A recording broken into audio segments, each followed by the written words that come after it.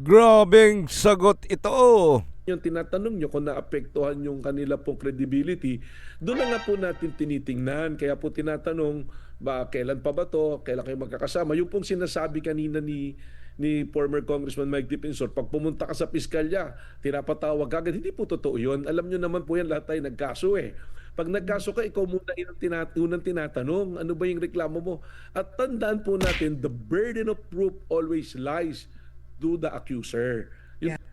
Ayan po mga kababayan, mga kabudots, ito po yung sagot niya kasi alam niyo po bang maraming interview din po si Mike Defensor na about dito sa issue ng 18 ex-marine about doon sa kanilang mga affidavit na tila sila ay iniisa-isang iniimbestigahan. Ngayon, iyan yung paliwanag ng director ng NBI para mas maganda alamin natin itong diretsang pagtatanong ni Ma'am Karen. Grabe din po itong magtanong si Ma'am Karen, no? Diretsahan. Sinabi pa nga niya, tayo Pilipino, walang loko-loko-lokohan, di ba? O ito yung tanong niya para may basehan tayo na mag-react dito. Ito, pakinggan po natin mga kabunets, mga kababayan. Doon sila at sila yung kakasama noong January pa po. Now, does it affect the credibility of the 18 Marines hypothetically if, let's say, they are being housed by either Mike Defensor or anybody in that political sector? Does that affect the credibility or the truth of the allegations? Kasi Yun na syempre, kung mga ex-Marines to, mga walang pera din yan. Tama. I mean, alam niyo naman ang kwento ng testigo sa Pilipinas. Kailangan ang testigo sa Pilipinas inaalagaan dahil, Yes. alam mo yun, Sine-safeguard. Ganun po. yeah, Yun po yun. regardless of the issue, ha. I mean, in my 32 years as a journalist, Ang tagal ang din, testigo sa Pilipinas, lumalakas ang loob kapag alam niya kahit papaano, alam mo yun, hindi siya mamamatay, Yes. protektado siya. It's Tama naman po yun. practical. Well, Does tama it naman po yun. matter? Kahit po sa fault ng government, meron nga tinatawag na witness protection. Anyway, bago niya sagutin, syempre, lahat na po yung lalabas na testigo kahit sino, natatakot yan pag wala siyang supporters. E paano kung may mangyari sa mga na, di kawawa naman sila. Ano? Wala silang mapapala. Oh, di ba? Syempre, yung security ng yung buhay, yung kaligtasan, yun yung number one. Siyempre pag natatakot, hindi basta-basta lalabas yan at meron talagang lalapitan na mag-assist at tutulong. So, normal po yun. Ito yung sagot ni NBI Matibag. Program eh. Yun po yung legal na pamamaraan.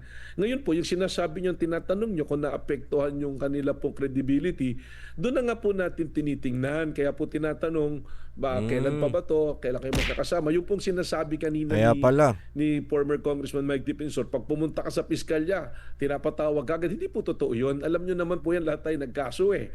Pag nagkaso ka, ikaw muna unang tinatanong, ano ba yung reklamo mo? At tandaan po natin, the burden of proof always lies to the accuser.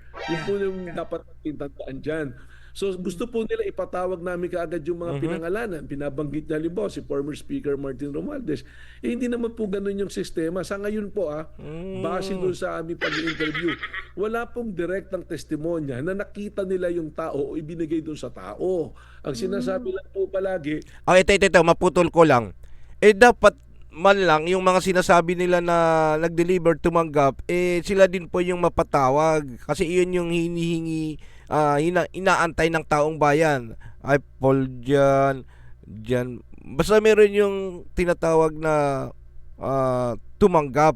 O, sabihin natin walang nakadirekta kaya former speaker, pero yung mga tao kasi baka doon yung trails kung paano masundan.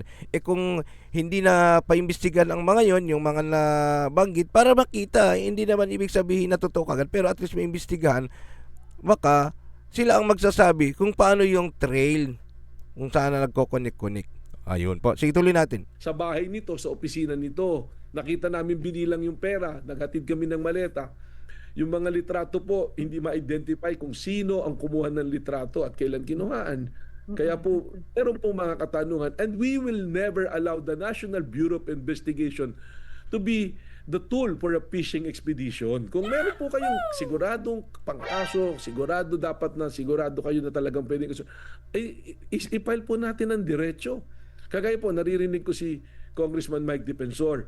Tira siya ng tira. Meron. O yan, totoo yan. Hindi, marami tayong nababalita. Palitan lang ay palitan. Kaya ito, kumuha din tayo ng side ng NBI director para at least mapakinggan din yung side nila. Kasi yung pinapakinggan ko din doon sa mga interview niya, ngayon, balansehin natin para tignan natin.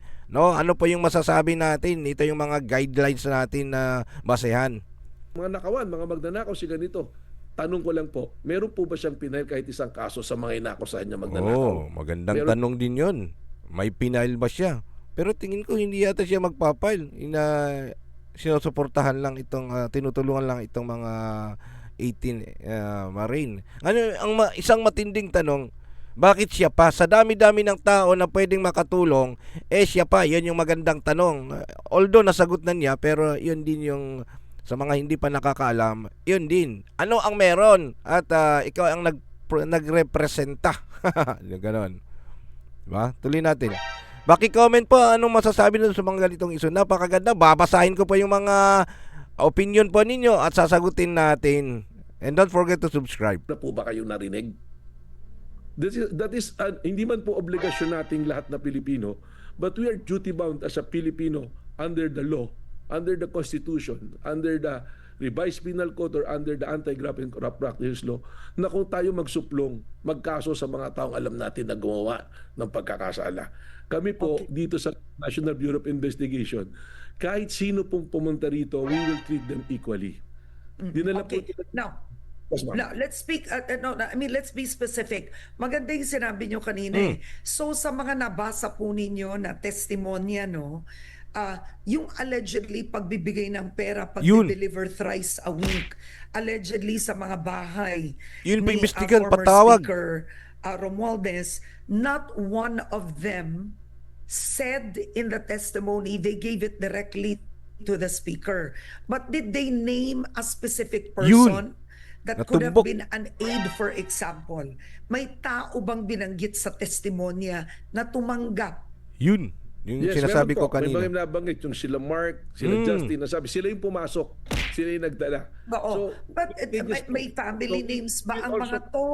Ano I po? mean, is there, at one point, ito yung tanong ko, so Ayan yan, maputol ko saglit. Iyon po dapat sana ang tuntunin nila, sundan nila yung dyan po na nagdala. Kasi malang naman kung may dinala, alam at alam niya kung kanino niya ibibigay at sino. At siguro possible yung mga may CCTV doon sa mga area, 'di ba?